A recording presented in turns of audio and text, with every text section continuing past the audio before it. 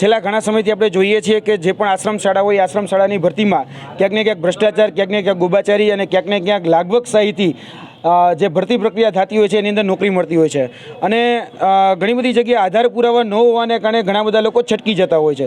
પરંતુ આજરોજ જોવા જઈએ તો દાહોદની જે ચોસાલા ખાતે આવી જે કેદારનાથ આશ્રમ શાળા છે એ આશ્રમ શાળામાં ત્યાંના જે ટ્રસ્ટી છે બચુભાઈ એન કિશોરી, જે વર્તમાન દાહોદ વિધાનસભાના જે ધારાસભ્ય છે કનૈયાલાલ કિશોરી, એમના પૂજ્ય પિતાશ્રી છે, તેમના દ્વારા જ 17 લાખ રૂપિયાની માંગણી 6 થી 8ના વિષય ગણિત વિજ્ઞાન જે વિષય છે એ ઉમેદવારને હાજર કરવા માટે માગેલી રકમ હતી અને છેલ્લે અંતે જે ડીલ ફાઇનલ થાય છે 12 લાખ રૂપિયા હતી. એટલે ઘણી વખત આપણે સાંભળ્યું છે કે કોઈ ચમરબંધીને છોડવામાં નહીં આવે, કોઈ પણ મોટું માથું હશે એની ઉપર કાયદેસરની કાર્યવાહી કરવામાં આવશે.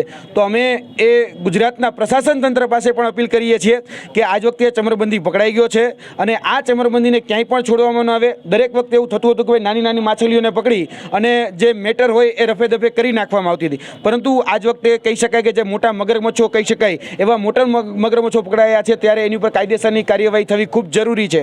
અને જોવા જઈએ તો આપણે વિશ્વગુરુ બનવાની વાત કરીએ છીએ તો જ્યાં સૌપ્રથમ જ્યાં ચોકીદાર જ ચોર છે એ ચોકીદારને આપણે હવે ઘર ભેગા કરવા પડશે. કેમ કે આ જે આશ્રમ શાળા છે એ આશ્રમ શાળાનો મુખ્ય હેતુ જે આદિજાતિના જે બાળકો હોય, જે વિસ્તારના જે બાળકો હોય એને ક્યાંક ને ક્યાંક આગળ લાવવાનો જે છેલ્લી પારી છે એને પહેલી પારી સુધી પહોંચાડવા માટેનો પ્રયત્ન એ શિક્ષણ થતી થતો અને શિક્ષણમાં જ આ પ્રકારનો ભ્રષ્ટાચાર થાય એ ક્યારેય પણ ચલાવી લેવામાં ન આવે. શિક્ષણને આપણે ગુરુનો દરજ્જો આપીએ છીએ, કહીએ ગુરુ દ્રોણ, ગુરુ કૃપાચાર્ય, વાલ્મીકી, આપણે આ બધી ઉપમાઓ આપીએ છીએ, પણ ત્યાં શિક્ષકની ભરતી જ આ રીતે ભ્રષ્ટાચારથી 17 લાખ રૂપિયા દઈને થતી હોય ત્યાં આપણે કઈ ઈમાનદારીના, કઈ પ્રમાણિકતાના પાઠના આપણા બાળકોને એ સંસ્કારોનું સિંચન કરશે એ અપેક્ષા રાખીશું. એટલા માટે આવા જે પણ ભ્રષ્ટાચારીઓ છે, જે પણ કૌભાંડીઓ છે એ કૌભાંડીઓને દૂર કરવા માટેનો આજનો અમારો પ્રયત્ન છે. આજે અમે કહી શકાય કે દાહોદમાં જે કલેક્ટર છે, દાહોદના જે એસપી છે, દાહોદના જે પ્રાયોજના અધિકારી છે, દાહોદના જે આદિજાતિ મદદનીશ કમિશનર છે, તેમને બધાને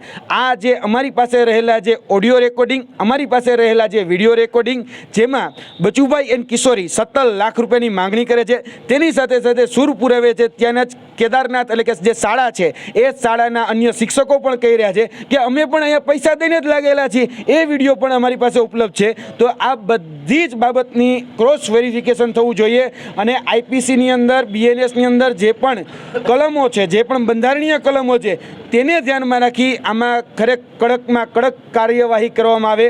અપ્રમાણસર જે મિલકત હોય તેની પણ હવે કાર્યવાહી થવી જોઈએ. કેમ કે આ એસીબીને પણ અમે આ રિપોર્ટ આપવાના છીએ. ભૂતકાળમાં જ્યાંના શિક્ષકો જ કબૂલી રહ્યા છે અને ટ્રસ્ટી ખુદ કહી રહ્યા છે કે પૂછવું આ બેનને, સરલાબેનને, એ ખુદ અહીંયા 17 લાખ રૂપિયા લાગી લેવા છે. જ્યાં શિક્ષકને પૂછવામાં આવે છે તો શિક્ષક જાતે કહે છે કે હું પણ અહીંયા પૈસા દઈને લાગીને હોય. જો તમારે લાગવું હોય તો તમારી કેપેસિટી અમને કહો. વિદ્યાર્થી જે ઉમેદવાર છે એના મિત્રજન કહે છે કે ભાઈ 10 લાખ સુધી અમે દઈ શકીએ, તો કે 10 લાખ નહીં, તમારે જરાક વધવું પડશે. પછી 12 લાખ રૂપિયામાં ડીલ નક્કી કરવામાં છે.